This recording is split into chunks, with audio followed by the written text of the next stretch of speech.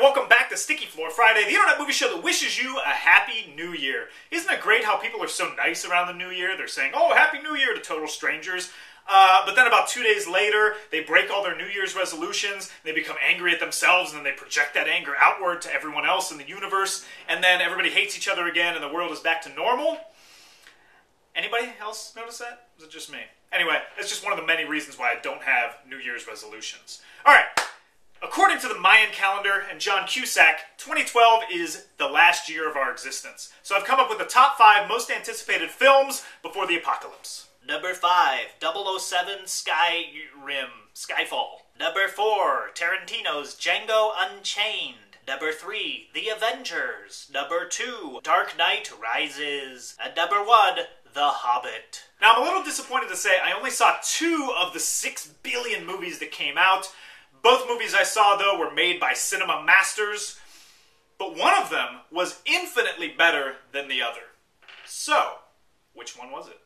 Well, I'm going to start with War Horse, or as everyone in the film calls it, War Horse. Now, before I actually get into the movie, I should say my movie-going experience was slightly hindered. Did I say slightly hindered? I meant completely obliterated by an absolutely clueless, annoying couple that decided to sit directly behind me. And they come in with their super-sized bag of popcorn, not a tub, it's a bag. So every time they reach in, they're just crinkling the bag and then just shoveling popcorn in their mouth, chewing with their mouth open. It sounded like a horse eating hay. Oh my God, they were done with the bag within the first 5 minutes of the trailers. And these people talked throughout the entire movie. And it was nothing important. They weren't even cracking jokes at the screen. They were literally saying the most innocuous things like, oh, what a beautiful horse! And, hey, what's he doing there? And, whoa, what's under that bag there? What is that? Oh, it's a saddle! Wow, what a movie! I turned and I just stared at them. Nothing. They didn't even bother. They did not give one fuck. Not even one. And I did not pay to see the movie with the commentary track by Johnny Chew Loudly. I paid to see the goddamn horse movie. So, alright, let's talk about the goddamn horse movie.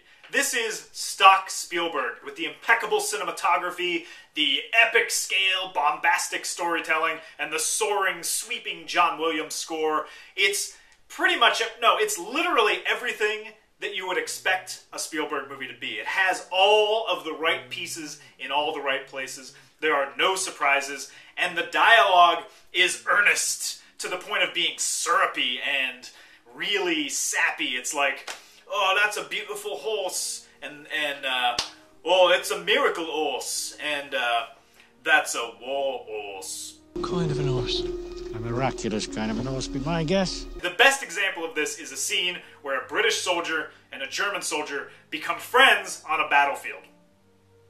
Totally happens.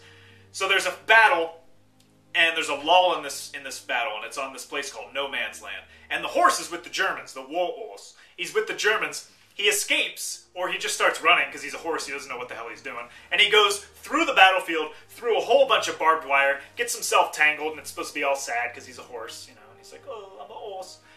So the British soldier looks out and he says, what is that on the battlefield? Is that a horse? So he goes out to free the horse.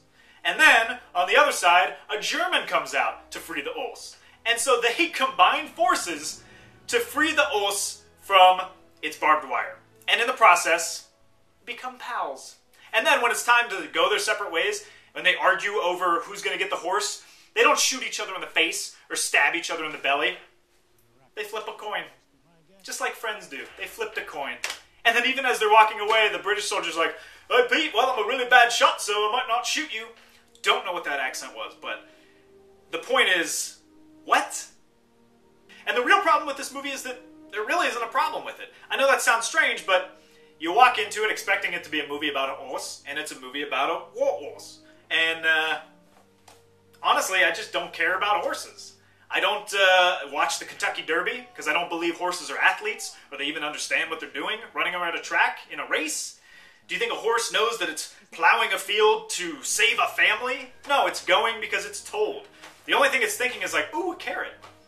So I don't anthropomorphize horses, especially when Spielberg does these close-ups on it, and you're supposed to be gaining some sort of emotional knowledge from it, as if it's like saying like, oh, war is hell.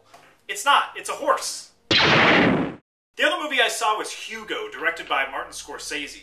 Now this starts out as a kid's movie in a train station in 1930s Paris, but then morphs into something much larger and completely unexpected. And like this is pure cinema. But also like it kind of lays its message on really thick. But I prefer this to War Horse because it's Scorsese taking a chance. He's never done a kids movie, and he's certainly never done a 3D movie. You don't have to look any further than the opening scene to find exciting, vibrant filmmaking that actually makes 3D a spectacular storytelling device and not just a stupid gimmick. This is a curious movie because it is two films in one. The first half is about an orphan who lives in the train station and fixes the clocks, and he's trying to reconnect with his dead father. They were working on this thing called an automaton, and his father died, and now he thinks if he fixes it, it will give him a message from his dad. But then it takes this really strange left turn and becomes a not-so-veiled plea for film restoration. The way they kind of tie these together is a little disjointed, and I actually like all the stuff in the train station more than the second half, because that could have been a movie all on its own. It didn't need all this other stuff. But then you add that layer of the film restoration and Georges Méliès and all this stuff that they have in there, and it is really compelling, and it's cool to see a lot of this stuff up on the big screen. There's also great performances all around. Sacha Baron Cohen is really funny. Ben Kingsley nails it. Asa Butterfield, who's the kid, plays it with a perfect amount of like sadness, but also determination and confidence, because he does have something to offer the world, and he's not just a loser. And then, oh, by the way, Christopher fucking Lee. How did I bury the lead there? Christopher fucking Lee. Any movie with Christopher Lee trumps any movie with a war horse. Now, I know Hugo hasn't done that well, but it's still playing in some theaters, and if you have the chance, you should definitely see it in 3D, because it's as much an argument for 3D as it is an argument for film restoration. Alright, time for 3 questions. Number 1, what was your favorite movie over the Christmas break? Number 2, what was your worst movie-going experience? And number 3, who would win in a fight? Christopher fucking Lee, or a horse who's been to war? War horse. War horse. War horse. Is that a horse? Oh, I'm a horse. Goes to save the horse. To save the war horse. The war horse is a horse about horses.